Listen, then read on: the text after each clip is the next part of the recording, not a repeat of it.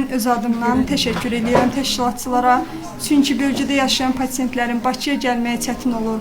Biz özümüz bu cür aksiyaların sayı çoxaldıqca biz özümüz onların xidmətinə gəlirik. Özümüz iştirak edirik. Bütün pasientlərin müayinəsini həyata keçirdik burada.